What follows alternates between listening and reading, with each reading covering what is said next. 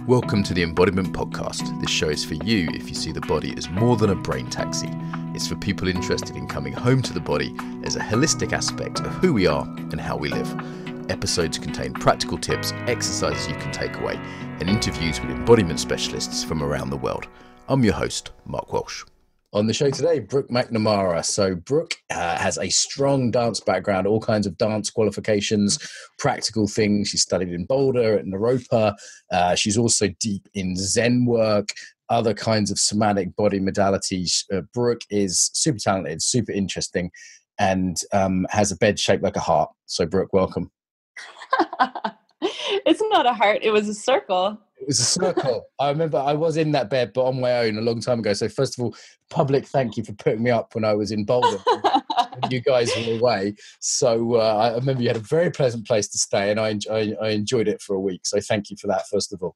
Oh, of course. I think it's hilarious that you have slept in our bed while we were out of town, and I've never actually met you in person. We've never met in person, despite lots and lots of online interaction, and with your husband too. So it's good to have you on the show. Thank you. Welcome. I always start with the same question for people, which is, how did you get interested in working with the body? I think it has to have been a past life thing, if there is such a thing, because when I was 2 years old, I walked up to my mom, like standing on my toes, curled under, and I was rolling my stomach. Like, I wish I could show you. Not really how a belly dancer does, but like if I were going to imitate a belly dancer and I didn't know what I was doing. And I just walked up to my mom and in like toddler language, I said, "I'm a ballerina." And like, I really meant it. You know, it wasn't just this, I can almost remember the sensation of like, no, really, Mom, I'm a ballerina. Put me in classes now. So I don't know where that came from, but it's sort of the same feeling in that little toddler body as it still is now at 36. Just this really intrinsic desire to express physically. Awesome. And, you know, you went through kind of classical training first, so from ballet, and then opened up into the somatic kind of world. What was your journey through dance? Yeah, it was ballet and gymnastics at first. And then, you know, there came that critical moment that I had to choose because they both were going to intensify if I was going to take them seriously. And it was obvious that ballet was the obsession. And so my whole childhood bedroom was covered literally in magazine pictures of ballerinas I was obsessed with, and I would try to sleep in the splits. All kinds of pretty insane things that I was doing to try to realize this dream of being a professional ballerina that I had in my heart. And I just trained really hard 5 days a week at this little local ballet studio in San Diego, and went to some summer camps with like the Joffrey Ballet.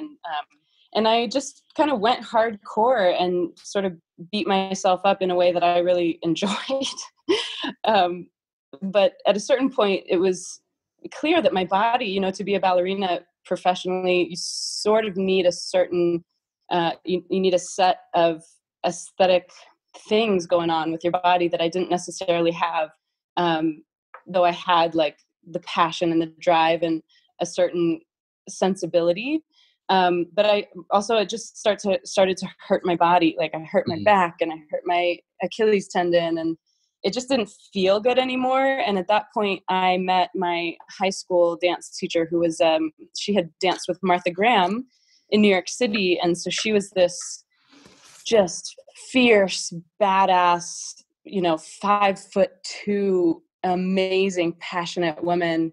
And so I started studying Graham technique and modern dance with her. And from there, it was still intense, hardcore training, but it was more philosophical and psychological and poetic, and just my interior or my subjectivity sort of woke up in that training in a way I hadn't felt in ballet, where I felt like I was, you know, I was expressing something from the inside for the first time.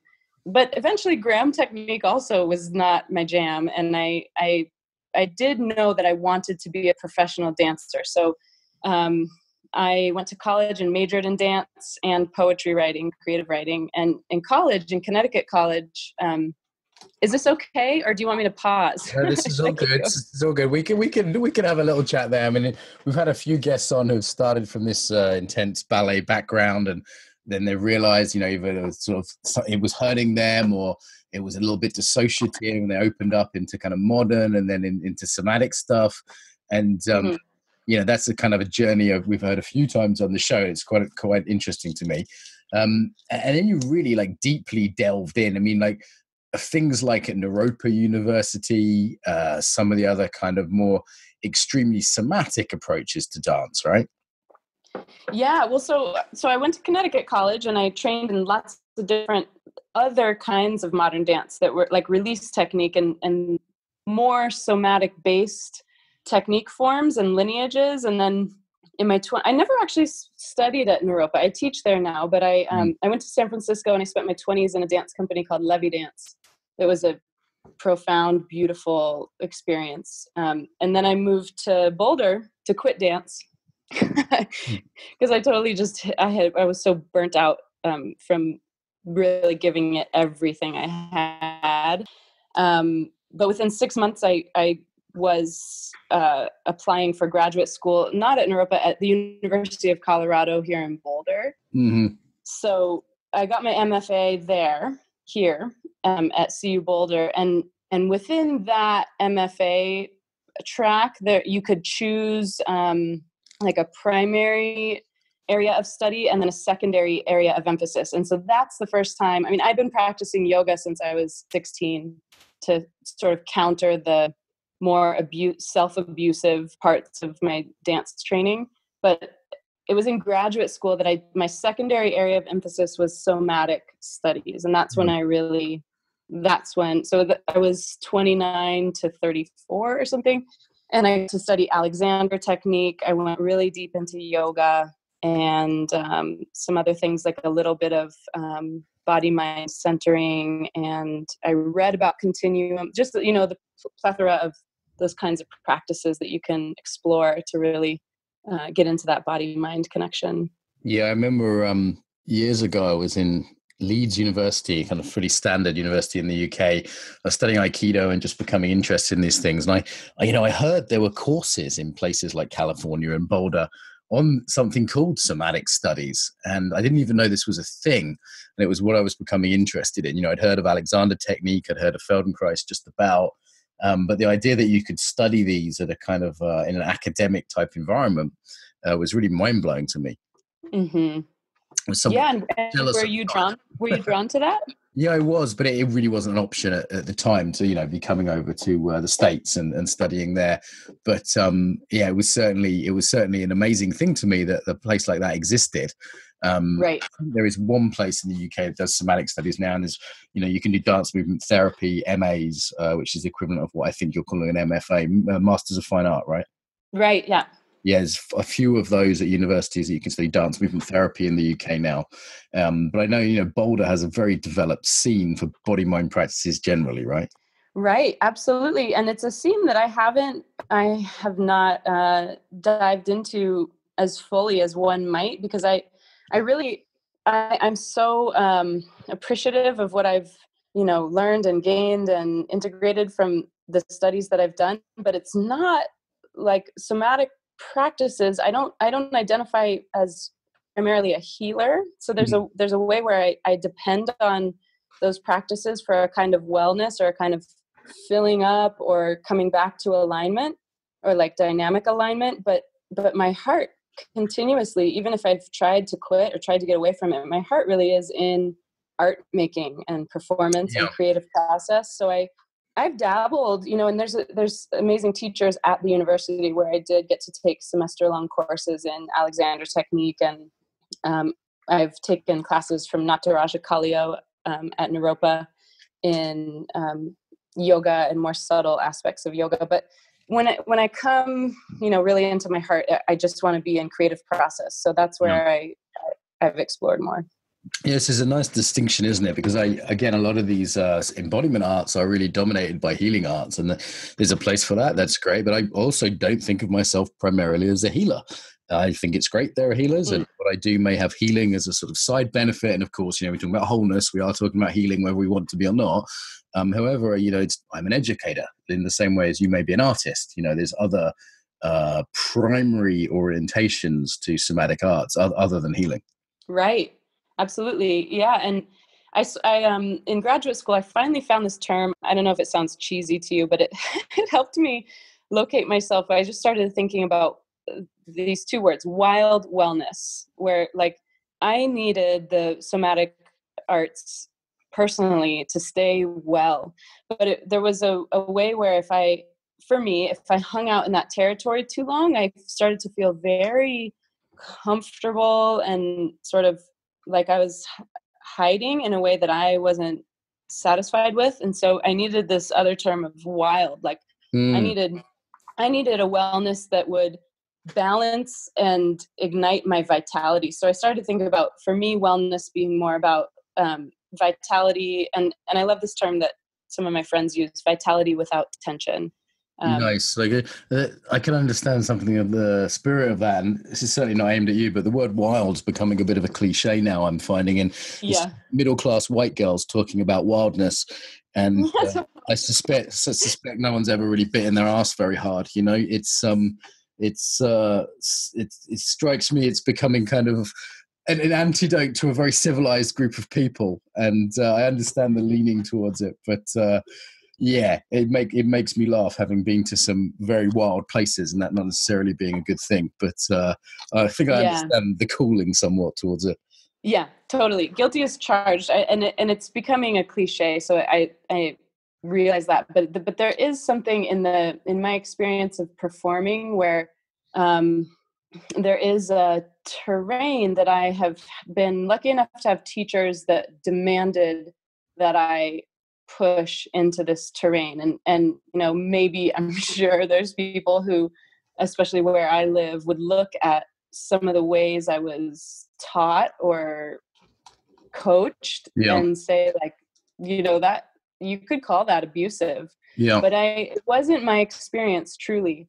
I had fierce teachers in college, high school, in my 20s and in graduate school that were like, I see your limits, and you got to figure out a way to bust through those, because if you want to go to the places you want to go to as an artist, and if you want to be, not just a successful performer, but a great performer that actually like wields attention and captivates an audience and moves people. And even more than that, if you want to be really moved by what you're doing, to make it worth the fucking hard work that it is to be a professional dancer, you have to push harder. So there's, that's what I mean by wild, is that I loved that. I always loved that, for better or worse. There were times where, it resulted in, luckily not too much injury, but just a lot of depletion where I would have to spend some time recovering. But that terrain that's like beyond my limits of comfort, that's the kind of wildness I'm talking about. Even to the point where I have mentors who, I have one amazing mentor who talks about in every piece that she does, and she's a more conceptual artist, but very kinesthetic too. She says she puts something in every piece that could potentially kill her. Just to keep her awake. And it's not an obvious thing. Like, you wouldn't know that as the audience. It's not like someone's wielding a sword at her or something, but there's always something that she knows she could die. And I think many people out there aren't aware of the rigors of a lot of dance training, whether it's from ballet, which is goddamn hardcore, modern Buto, there's so many forms of dance which just do have some really tough training. And we might be seeing the end result of someone being, very kind of lithe or feminine or light or, springy, but we're not actually seeing the kind of really fierce training that can go into that. Totally. Yeah. I think any discipline taken all the way, there's going to be some fierceness in there. Yeah, I remember as a full-time martial arts student talking to some full-time dancers and actually going, yeah, their training sounds harder. And I actually really going, Wow, that sounds a bit more extreme. And I'm used to Japanese martial arts training, which is fairly hardcore. So I was kind of shocked. I didn't think dancers had this, and I was really like, wow, this is serious. I mean, you've also had the rigorous Zen training as well, haven't you? That's another feather in your cap, as it were. Yeah, and I think as I was just saying, any discipline taken all the way, there's going to be some fierceness. So I had spent my, like I said, from when I was 2 until in my 20s, I was a professional dancer, like I'd always dreamed of. And I think it's a long sort of cool, magical story of how I found my first spiritual teacher. And she teaches in the lineage of Adyashanti, who doesn't teach as a formal Zen teacher, but he practiced Zen for, I think, 14 years, and spending some years with my first teacher, Dorothy Hunt, and then also on retreat with Adyashanti's wife, Mukti. There's a lot of Zen elements to their training. And then eventually, once I moved to Boulder, I found my current teacher, Diane Musho-Hamilton, who you know. Yep, respect her a lot. Yeah, she's incredible. And I think just all of that is to say this big current that brought me to where I am now, with lifelong vows to the practice and to Diane as my teacher and to the community that's spread all around the world that I am so in love with. It's this like really deep passion for practicing stillness, which I think is so funny and kind of perfect, having been so passionate about studying movement for so long. There's some interesting paradoxes or tensions here, aren't there? Like a dancer who's in love with stillness, and also a lot of dancers I've been around are very unsomatic. They're actually, because they're externally facing a lot of the time, and it doesn't have to, but they're performance facing, and they have a performance body. And they, when I teach them, for example, embodied yoga principles, they will make the shape, but they're not really inhabiting it. There isn't that internal experience. So how do you balance that tension between the kind of internal and the external? Well, it's my favorite paradox. I mean, I think it's just so enlivening and juicy, and I don't think there's any kind of as my husband Rob would say, I don't think they're resolvable. I think it's this like beautiful, almost erotic, unresolvable tension between true stillness, even like an absolute stillness with the capital S, where you like just feel a cessation through your whole being, and even like a dropping of a sense of self, that kind of stillness. And then movement, which is when you really get into a flow state through whatever discipline, or just spontaneously, that experience of like being flowing with vitality itself, or something like that, where you kind of the sense of a limited self can disappear into the stillness or into the vitality, one way or the other. But it's never a permanent thing. They always seem to arouse each other. So sometimes when I'm on Zen retreat and sitting meditation zazen for a lot of hours, I just am so curious and I really enjoy the more and more and more subtle dances that happen as I'm just, from the outside, I look like a statue maybe, but all the subtle dances that are happening in my thoughts and in my emotions, and even in just the life force, moving, or the pain in the knee that then releases. And then when I'm dancing hard, like I said, in the flow state, or if there's a really like connected or intimate moment with my dance partner, there can be a sense of like, holy shit, the heart of this movement is totally still. And I'm really seduced by that dynamic between movement and stillness. Yeah, no, that makes a lot of sense to me. The small dance, I think they call it in 5 rhythms, that kind of inner dance. And then, you have these times when it looks completely crazy in Aikido or any other kind of movement practice. And then there's a kind of real stillness at the heart of that. So there's a unresolvable tension there. That makes a lot of sense to me. And it, actually, when I find someone that's a dancer who does Zen and does sitting, that actually makes sense to me as someone who's probably gone deep enough into one of those that the other one, kind of makes sense. Just something about balance, isn't there? If we're movers, we actually have to sit still as well. You know, you mentioned romance, you mentioned seduction, you mentioned at least 3 words that made me think gorgeous husband. So I hope you don't mind, but I would love to hear I'd love to hear the love story, because I'm sort of, I've got kind of a couple crush on both of you. I met Rob first, and we were going to do something bold. It never panned out. Then I met you through Rob, and before I married my wife, I had a sense of like, oh, that's kind of the couple. That's the sort of relationship I would like, you know, that I saw from afar. So yeah, I just from my own couple cut crush interest here, I'd love to hear the love story from you about you two. Oh, thanks for asking, and thanks for having a crush. I don't want to.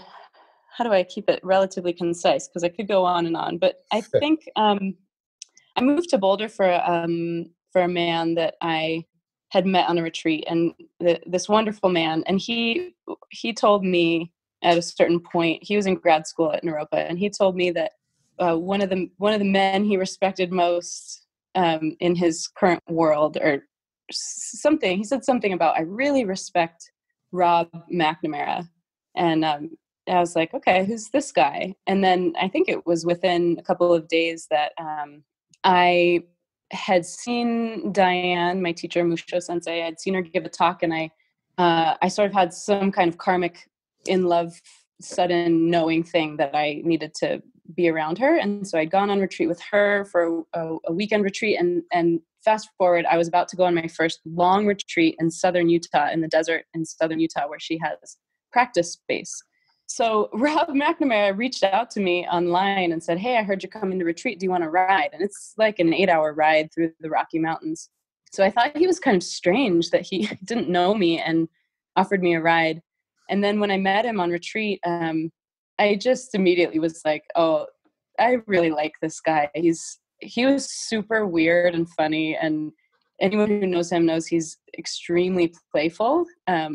And also extremely profound. And I think that's one of my, besides movement and stillness, I think humor and depth, like those two things together in a person, like I'll be yours forever. It's a pretty attractive combination, isn't it? And I think in terms of sort of masculine polarity, they actually go together, because it's about the ability to abstract, and just so we don't objectify Rob as purely your squeeze, we should probably also say, I have him on the show at some point, maybe we should probably also say he's kind of extremely literate in adult development. His book on kind of Zen weightlifting is the one I recommend, is the deepest book on exercise I've ever read. He writes about elegance. He's a extremely kind of learned guy, and not just a masculine polarity, isn't he? He's quite something. Right. Yeah, he is. He was a teaching fellow at Harvard for a little bit, and he's brilliant. And but my first experience of him was just that he was funny and he was goofy, and he wanted to play. Like I didn't really even know him, and he was making me laugh, and he was bringing out my funny side. And so anyway, it took a few years, because he was in a relationship and I was in a relationship. But once we were both single, I was pretty heartbroken to be single. It wasn't my choice, but I one of the first things that brought me out of that heartbreak was like, oh shit, maybe I could possibly date Rob. That would be like some kind of otherworldly pleasure. And so I started again, once we were both single, I started texting him like, hey, do you want to go meditate together? Like, that's so cheesy. So nerdy. I know, but we were friends we were both students of Musho Sensei, of Diane. And so we were good friends, and we'd had a lot of experiences together on retreat, and I just like really trusted him. And so I was kind of trying to put out a line like, hey, nothing out of the ordinary, because we sort of knew each other in a Zen context. So I was like, hey, a bunch of us are going to go meditate. Do you want to come meditate? So dorky. But eventually I saw him at a party, and I looked at him and I was like, I think I'd had a couple drinks. I was like, I just want you to know how much I love you. And I feel like this love is really big, and it's really fluid, and I could see it being just friends. I could see it being Dharma, brother and sister, and I'm also curious if it could ever be romantic. And he he looked at me and he left the party. Like he just disappeared. And I was like, oh shit, I made that really uncomfortable. And he later told me that he looked at his friend and said, I just got hit by the Brooke truck. Brooke truck? And so the Brooke truck, I guess he was surprised by my comment. And so anyway, then he started courting me. And I remember going out to coffee, and he said, he just looked at me and said, my heart is moving toward you, and it's never going to stop. And he still teases me. I was like, I wanted to be with him, but I also sort of knew he was my man, and that if we went into this, it was going to take us to where we are now, which is married with 2 kids. So I told him, I said, I know this is inevitable, but right now I feel like I'm still a free bird and I need to fly a bit. And so I took a couple of weeks to kind of play hard to get, I guess, or yeah, I was going to say, you made him chase, right? Yeah, I guess so. And usually I don't mind chasing. I love for 2 kind of evolved, kind of conscious Zen people that you got tipsy at a party and told him. That's great. Totally. That's good to hear. So, this kind of leads to one of the others. First of all, beautiful. Thank you for sharing your story. It's always nice to hear. And, it leads to one of the things we're going to talk about your poetry at some point. I want to get there. But another thing you said you want to talk about was being a Zen mama. So in the space since I first kind of came into contact with you, you popped out a couple of kids, right? And yeah. I want to be clear to listeners, this is something you said you wanted to talk about. And I'm not just asking you about, your romances and your children because you're a woman. It's, and I'm also genuinely curious as somewhere I'm, might be potentially going in the next year or 2. Wow. So yeah, how is it to kind of have all this spiritual background and practice, and your, partner's deep embodied and Zen practices too, and then kind of hit the mum thing? How is that? Oh, it's the biggest thing ever. Like it's so much everything. I could talk to you for the entire hour about being a mama. And it's something for me I always wanted.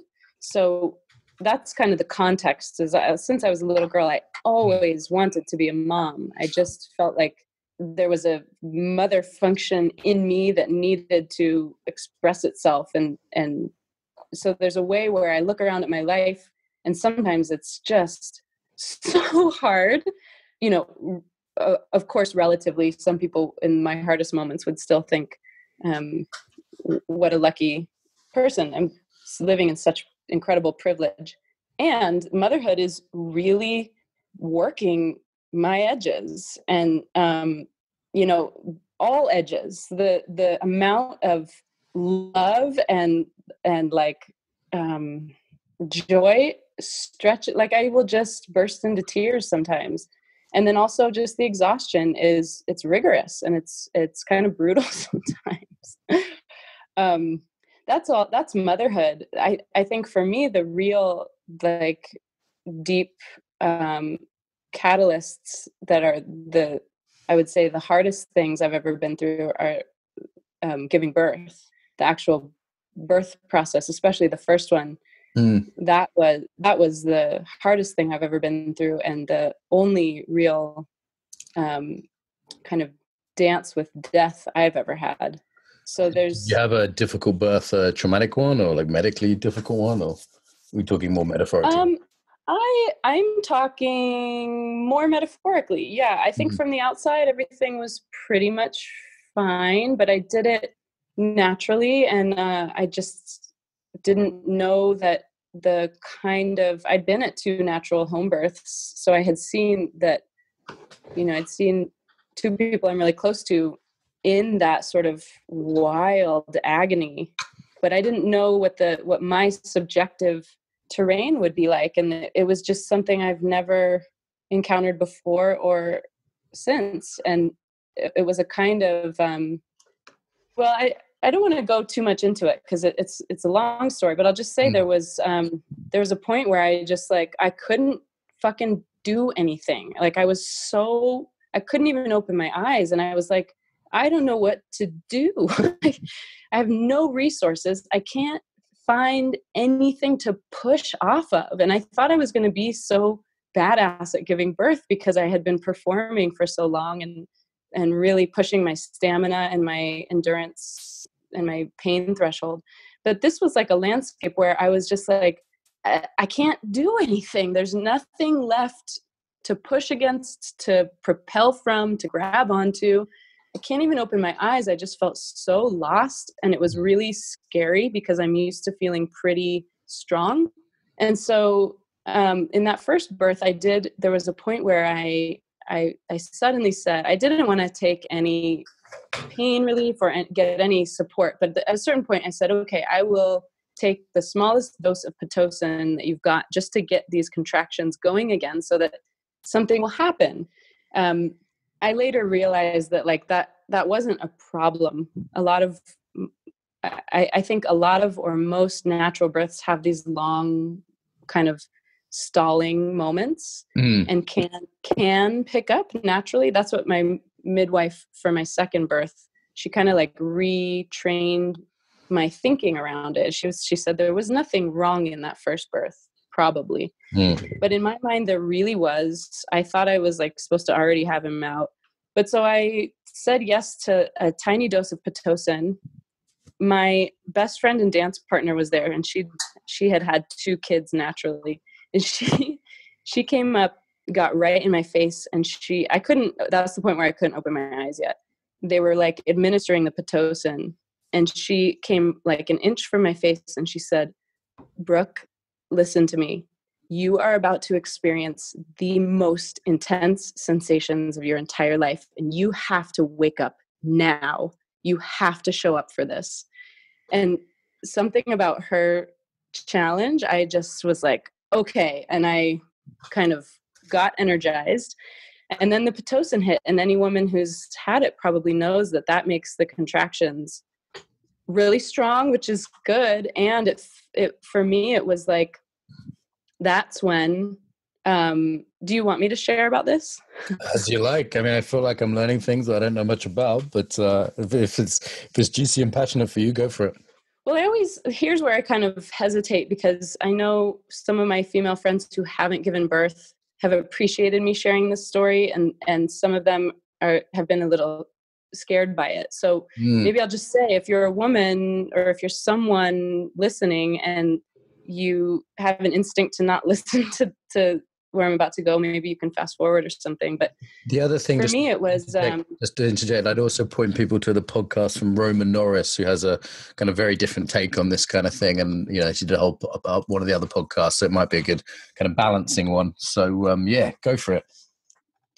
So yeah, and also I could also briefly tell about my second birth, because that was a very different experience. But this first one, this thing that was about to happen, I didn't know was a thing that happened for women, even though I had sort of heard about it. And maybe it's because of the Pitocin, so maybe it's not something that would happen naturally. But what is Pitocin? Sorry, I have no idea. Oh, Pitocin,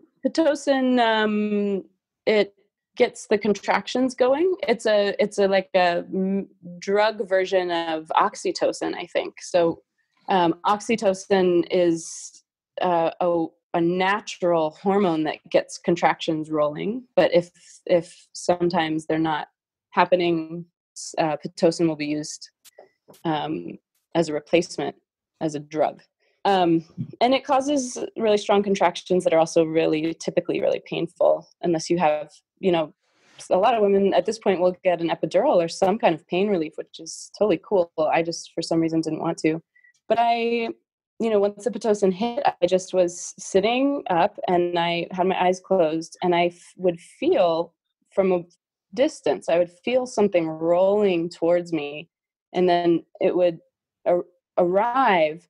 And I felt like there was this veil between me and some other reality. And then there was some presence on the other side of this veil. And I literally would kind of hear and feel this question, are you willing to die for this? And then at that point I was like, fuck it. Yes. Like this is what I was made for. I have to birth my baby. So I would like scream and push through the contraction. Like I was screaming the word, yes, yes, I'm willing to die. And I thought that I was dying. Like my voice, I felt like the big bang was coming out of my throat. Like I was hoarse and couldn't talk the whole next day. And I felt like there was a planet moving down my pelvis. Like it was this crazy cosmic thing where I was truly like having the big bang happen through my body. And then I was like, shit, I'm dead. I guess I'm gone. I guess I said yes to that. I guess I'm not coming back. And so it would kind of just be like blank. And then again, this thing would roll towards me and the same fucking thing, this veil. I shouldn't swear because it also feels very sacred. Like I have a lot of awe for whatever this was. It was a huge initiation. But again, this veil and this voice, are you willing to die for this? Like you have to put everything into this right now. And again, I would scream, yes, feel like my throat was exploding, planet coming down my pelvis. And then I would think I was gone until the next one. And it happened like, I don't know, 10 times or something. And that's when I was finally dilated to 10 centimeters, which then you're ready to start pushing the baby out. So that was just a whole grueling pushing experience. But that was just the thing I was just describing with the veil and the presence and the question and the yes. That was just my body opening to its full capacity so that my baby could start to move down. And that's something that I had to write about and I had to talk about and I had to cry about and I had to have some sort of panic attacks in meditation, apparently, to kind of move this like fear of that kind of, it wasn't a physical, I was fine physically, but something in me died. And I've heard since then that that's not too abnormal. And at this point, it feels integrated enough that I really feel grateful for it. And I feel like it was a beautiful, deepening thing. And I'll say that my second birth, I did at home naturally.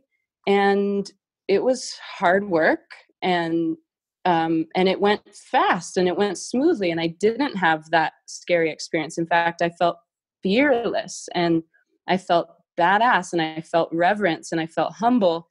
And the baby came before our midwife could even get here. So Rob caught him on the bed. I never felt scared. I felt like everything was exactly as it should be. And I felt really empowered. So I'm lucky in that I got two different kinds of birth experiences and one sort of broke me down and one kind of re-empowered me.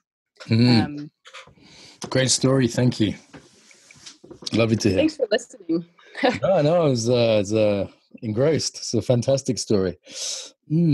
So we've talked romance, we've talked giving birth, the kind of romance of the universe, of the kind of the dance, this idea of the dance of the center of the universe as well. There seems like a few parallels here. I'm enjoying this. And in terms of like something else you create or give birth to is your writing, right? Like it really seems like that's been a big focus for you the last few years, particularly. Yeah. Yes. And it's like a perfect next question because as I process that first birth experience and I know people say this and it's again a cliche, but like the falling in love with the baby is just it's nothing that can be described until it's experienced. So I'm excited that it might be on your horizon with Daria. But that the mixture of sort of processing how big my first birth experience was and just falling so in love with my baby and then, my body healing and taking time to become a unit of 3 with Rob and London and me. At a certain point, I felt, like my vitality come back. And I was expecting to want to dance again and choreograph and already talking with my dance partner, Lauren, about Lauren Beal. She's the one who gave me that little pep talk in my birth experience. And we make duet performances together. And so we were already talking about like what's going to be our next piece. And I was excited for that. But then all of a sudden I was on retreat with Diane, with Musho Sensei and our community. And London was my first baby. He was like 8 months. And I was going to the first morning meditation. London was with Rob in our room. And I remember sitting down next to Sensei. And I just love that morning meditation. It's so beautiful. It's my favorite when everyone is kind of still sleepy and it's dark and the candlelight on the altar is like illuminating the incense. It's gorgeous. And I was getting to sit next to my teacher, which felt really intimate and powerful. And I don't know why, but like 30 minutes into that first meditation, again, one of those like visceral messages where you get, I don't know if you get this, Mark, where you get like commanded from within. Oh yeah, I just do. I'm fucking told, you know, like I just oh, okay, I'm teaching. And sometimes it's like when I first started getting into yoga, it's like, really, yoga, really, do I have to do this? And it's like, yep, unless you want to suffer more. So yeah, I just do what I'm told with those things. Yeah, totally. And I think actually, just side note, like that's, for me, that's one of the biggest benefits of somatic practice and meditation is that for me, it's been a strengthening of that intuition or that kind of psychic voice that just, like you said, tells me what to do. Yeah, like I've taught whole courses on purpose and finding life purpose because I was living very much according to mine. And it was apparent to people, you know, even people that didn't like me, it was apparent, you know. And sort of gives you a certain something like a business edge and an attraction edge and also, you know, a different sense of energy and so many levels. It kind of is a bonus. And people would be like, how are you doing that? And I would kind of go, oh, so there's the death stuff, which you kind of talked about, like the confronting death. And then there's also just that like somatic radar of like, yep, this is what's next. Do you know what I mean? And it's not always convenient, but it becomes a louder and more obvious voice to the, you know, I'm kind of joking about being resentful about it but it is a kind of daily tuning in of like, okay, what do I want to do here? You know, like, which is the way to go? And I feel like that's something embodiment people generally often have quite strongly, which is a huge gift. Yes, totally. Amen to that. I mean, embodiment and meditation for me, it's I would be kind of flailing if I didn't have access to that inner intuition. And so in this, go ahead. So it drew you to writing, right? This is the thing that came from this as well. Yeah. Yes. So in this particular meditation, out of nowhere, I got this like really strong rush of, the only way I can describe it is love. Like I just was feeling so much love in my body. And then I heard, it's again, not hearing, but it was like a visceral message that just kind of out of the blue was like, start writing poems again. You have a book coming and you have to wake up in the morning to receive it. Like it was that specific. Like you have to start waking up in the mornings before your baby wakes up to receive these poems. And it wasn't like I had been writing poetry my whole life since I was a little girl. I was first drawn to dance, but I think at, you know, around age 10 or something, I started writing poems about my pet bird, Bart. And then all through high school, I was like a really happy but moody, angsty young woman. I was the same, wearing black and writing poetry as a teenager. I didn't know we shared that one. Oh, totally. I mean, I sort of hid it. I think I fit in pretty, I made myself look like a sort of conventional, trendy kind of person, but inside I was brooding, and I was so in love with English class and dance. And then I just started, I have so many journals upstairs in my office from those years of just writing and writing. So in college, I majored in creative writing and dance. And those were, I was like, sweet, I'm going to definitely be rich, you know, poetry and dance are going to bring me the big bucks. But I'm just kidding. Yeah, it's not a career choice, is it, poetry, in terms of, you know, if we're driven by conventional drivers here? You know, long story short, that was just one of the most fun experiences I've had is writing that book. And I did get up but most mornings at 5 a.m. and write poems. And I think I'll just finish by saying that sort of dark birth story. What I think happened is that some kind of channel opened up in me that wanted to receive poems. There was some kind of access to creativity that I didn't have as clearly before giving birth. So I like to say it kind of ripped me open to a deeper experience of creative process.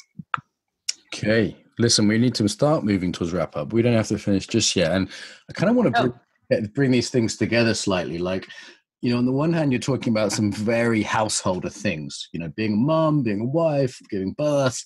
These are kind of the classics of kind of, almost to the point where I'm kind of worried I'm going to get a feminist complaint letter, And and on the other hand, you're talking about Zen retreats and being an artist, this potentially bohemian, following your purpose no matter what. And, being a dancer, again, as you make jokes about bad career choices kind of here, because they're not where the conventional kind of money is. They're quite unconventional in many ways. And it's an artistic expression. So what's the integration of those two sort of sides of you? Like, sometimes I look at you and I kind of see pictures and I'm like, oh, she's just like the average middle American kind of wife, mama, person. And then other times I look at you and go, wow, this person's like from another planet. They're an alien. They're this sort of transcendent, beautiful alien creature. And it's a weave. If I can be a little charming, I hope you don't mind. There's a certain weaving of those two in you, which I find quite interesting, which I wondered if I was just projecting that, but I've heard in your story these two very different or integrated sides. How do they come together? Yeah, that's my koan or my question. That's my life question, and I love that, and I love that question, and it's again unresolvable. It's going to be my life's koan. I think about it and feel about it and suffer even about it every day. And like, how do I feel so passionate about the work that I feel like I need to make and I want to make and I enjoy making. And I even feel sometimes like these little disembodied ideas or energies like want me as their mommy in a weird way. Like they need me to come into being. And my dance partner and I talk a lot about that. Sometimes we'll even, I don't want to sound crazy, but we will like talk out loud to these entities that we feel like want to come into form through our dance theater creations. Like, what do you want from us? What do you want us to do? What do you want us to say? How can we serve our audience? Oh shit. Like you said, sometimes we'll get the message, you need to, there was one piece where we, well, I don't want to be sensationalist, but sometimes it's really, we will get ideas where we're like, that's a challenging idea, but we will do that because that's what our work wants of us. So again, this is like the wild terrain I was talking about earlier, and I hate the cliche of that word. But Brooke, you can say things I wouldn't let anyone else get away with. The problem is you say things and mean them that have since bollocks. It's really tricky because you're saying things and I'm believing it and I can hear it's from the heart, and it's not setting off my kind of new age bullshit radar, which is really quite sensitive. And it's that's another topic maybe for another time, but like it's difficult to talk about these things when the words have been co-opted from people without the same depth of experience with it, Well, I take that as I take that as a true compliment that I'm not setting off your new age bullshit meter, which I have a strong one too. I have a big allergy to it. So it's in myself and in the world. Talking about this kind of integration, when Mars Kessler, my friend, came on and talked about the householder path, and it's kind of like I feel like he gave it from a very male point of view, and it's really nice to hear it from he was off doing kind of monastic stuff and Aikido stuff, and now he's kind of a dad, and I'd point people to that podcast as another sort of balancing one from a sort of kind of had more of a male flavor to it. So I've really enjoyed this, Brooke. You are overdue to come and stay with Daria and I for your next European holiday. But I owe you a place to stay, so you're both very welcome should you want to visit Brighton and London. And thank you. You're welcome. Say hi to Rob for me. Give him something obscene this evening, some kind of obscene sexual thing. Happily. And then just say afterwards, that's just look him right in the eye and say, that's from Mark. And just to fuck. Will do. You could do that. I just think that's disturbing gay love I want thrown his way. So in terms of fun, people can go to brookemcnamara.com, can't they? I better spell that. So it's BROO. Well, hold No? Hold on just a second. That one's not so, that's outdated. I mean, they can go there, but What's the I latest need, the most current one is Feed Your Vow. So feedyourvow.com. Okay, got it. There you go, Brooke McNamara. Boom. Okay, I'll put both on the link there. There's some beautiful video on you of the other one dancing, which people I think would enjoy if you don't mind me sharing both. Oh yeah. Oh sure. Yeah, you can share as well. And Brooke, do you have it's been a pleasure, a real pleasure. You're beautiful inside and out and zen all over. And do you have you. Welcome, a final closing message for all our listeners about the body? Well, I this is a plug, but I also I want to finish on this note, which is that I'm working on a course for mothers because of the last question that you asked me. It's called Right to the Heart of Motherhood. And it's to create community and connection for mothers. And maybe someday it will be for all parents, but for right now, it's just women to learn about and practice and connect through writing anything, but particularly poetry, to keep our like voices alive while we're in the day-to-day of taking care of little ones, and to connect with other moms. So that one, I would love if there's any mothers listening who want to be more connected to their creativity and vitality. And writing for me is an embodied practice. Absolutely. So there will be some practical instruction around that and some more poetic, philosophical instruction around that. But so that's right to the heart of motherhood. And then beyond that, for me, it's just, continuously landing in the heart. What's most alive in the heart, moment to moment. Say that again, because I think you said it kind of casually there. It's almost dismissive, and I think it's profound, and I'm not embarrassed to hear it from you. So one last time, what's your message for the body, for everyone else? Last time. Well, there's a primary piece, which is for me the most important thing around being embodied, having a body, getting to have a body is remembering that it is temporary. So having a continuous living alive relationship with the truth that we're going to die, and we don't know when and we don't know how, so being in real actual felt sense relationship with that, and then with that inquiry, remembering, feeling into, breathing into, and moving from the heart space. So if this is all temporary and we get to be here for who knows how long, what do our hearts want to give and receive from their depths? Brooke, thank you so much for joining us today. Thank you so much, Mark. If you enjoyed this episode, subscribe to get more. If you'd like to help us build the Embodied Tribe, leave a review on iTunes or share this on your social media. If you're interested in training globally, sign up to receive the newsletter at embodiedfacilitator.com. Until next time, welcome home to the body.